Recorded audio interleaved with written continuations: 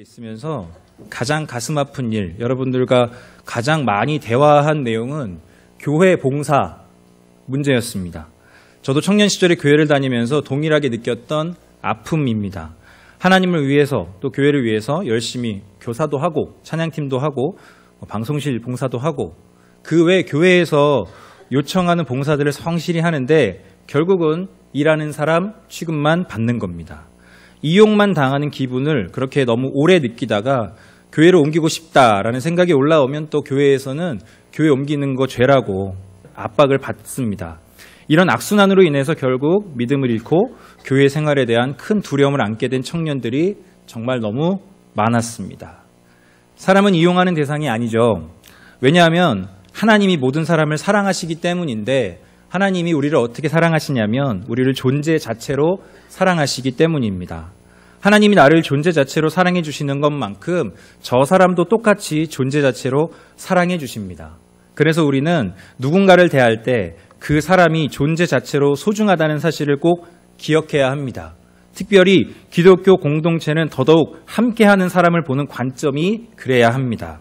하나님의 사람들이 모인 공동체는 모두가 합력해서 하나님의 선이 이루어진다고 성경에 기록되어 있습니다. 뭔가를 이루기 위해서 이 사람이 필요한 게 아니라 이 사람이 있기 때문에 함께 하나님 주신 꿈을 꿀 수 있는 겁니다. 오늘 본문의 시작은 예수님이 예루살렘에 들어가시는 장면입니다.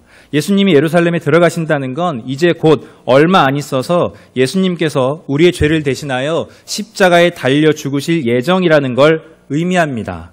십자가는 예수님이 이 땅에 오신 이유이며 인류의 구원자로서 마지막 여정입니다. 그러나 예루살렘에 들어가는 장면은 매우 아이러니하게도 상반된 두 입장을 우리에게 보여주고 있습니다. 예수님은 예루살렘으로 들어가기 전에 제자들을 시켜서 탈 것을 가져오게 하십니다. 나귀였습니다. 그냥 나귀가 아니라 새끼 나귀였습니다. 예수님이 이 새끼 나귀를 타고 예루살렘으로 들어가십니다. 예수님을 본 사람들은 격하게 환영합니다.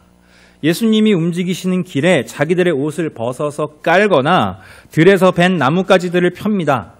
예수님 앞에서 사람들이 진을 쳐서 예수님을 이끌어가고 뒤에서도 사람들이 따릅니다. 그들은 모두 한 목소리로 외칩니다. 호산나, 찬송하리로다 주의 이름으로 오시는 이여. 이런 사람들의 행동은 예수님을 어떤 존재로 인식했는지를 알게 해줍니다. 그들은 자기들의 왕을 맞이하고 있습니다. 지금 그들의 물리적인 억압과 착취, 실제적인 문제들을 현실적으로 해결해 줄 왕으로 예수님을 인식하고 있는 겁니다. 만일 그들의 환호와 예수님의 예루살렘 입장이 조화로우려면 예수님이 타고 있는 짐승은 나귀가 아닌 말이어야 합니다. 왕이 타는 짐승이 말이기 때문입니다. 하지만 예수님은 아이러니하게도 그들의 환호와는 걸맞지 않게 나귀, 그것도 아주 작은 새끼 나귀를 타셨습니다. 여러분 한번 생각해 보십시오. 예수님은 성인입니다. 성인이 새끼 나귀를 타고 가고 있습니다. 속도가 느리겠죠. 그리고 그 나귀가 비틀비틀 할 겁니다. 그런 예수님의 모습을 보면서도 사람들이 예수님을 왕으로 환영하는 모습은 그 자체가 아이러니입니다. 왜일까요? 조금만 생각해 보면 예수님이 말이 아니라 저 힘없는 비틀비틀거리는 새끼 나귀를 타신 모습을 보고 이상하다고 느껴야 되는데 사람들은 왜 그저 환호만 할까요? 이 사건 이후 예수님의 행보는 사람들이 기대와 달랐습니다. 예수님은 열매 없는 무화과 나무를 보시고는 저주하셨습니다. 성 안에서 돈을 바꿔주는 자들과 제물로 드릴 용도로 비둘기를 파는 사람들을 보시고는 화를 내시며 상과 의자를 엎으셨습니다. 그리고는 성전이 만민이 기도하는 집이라고 선언하시면서 그들이 성전을 강도의 소굴로 만들었다고 책망하십니다. 예수님이 저주하셨던 무화과 나무가 뿌리채 말랐습니다. 제자들은 이를 보고 놀라지만 예수님은 믿음을 강조하시면서 하나님을 믿으면 이러한 일은 일상적인 것이다 라고 가르치십니다. 예수님께서 이러한 일들을 행하자 사람들은 예수님의 권위에 대해서 의문을 품습니다. 예수님이 무슨 권위가 있어서 무화과 나무를 저주해서 마르게 하고 성전을 뒤집어 엎으시냐는 겁니다. 예수님은 자신의 권위에 대한 질문에 오히려 반문하십니다. 요한의 세례가 하늘로부터냐 사람으로부터냐?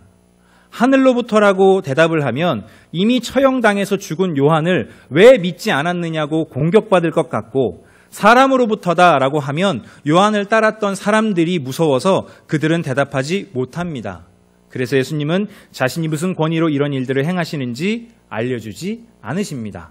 분명히 예수님이 예루살렘에 들어가실 때 사람들은 열렬히 광적으로 환호했습니다.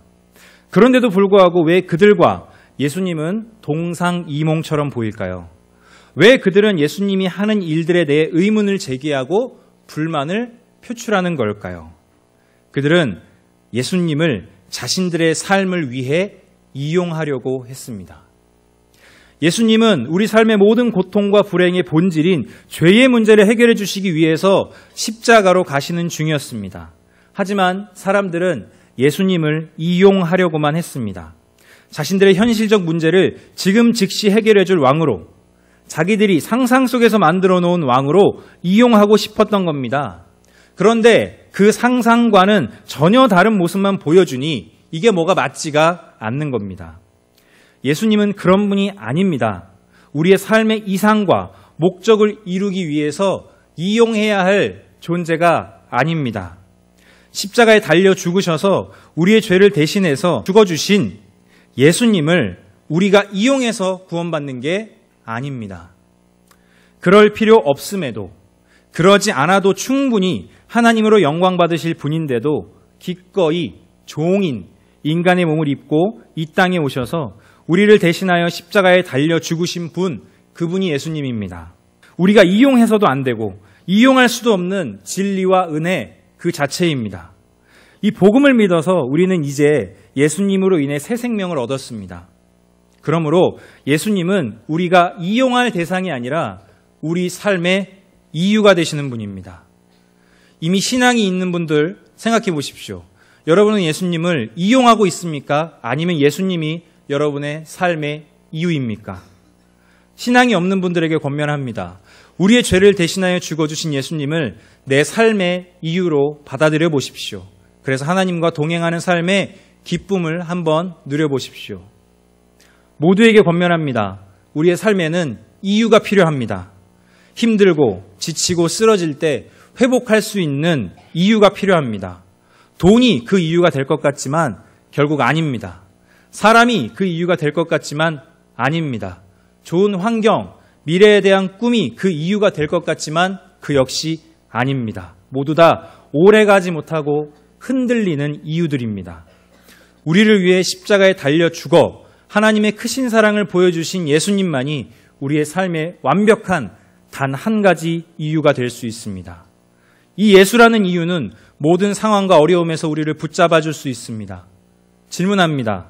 여러분은 여러분의 인생을 위해 예수님을 이용하고 있습니까? 아니면 예수님이 여러분의 삶의 이유입니까?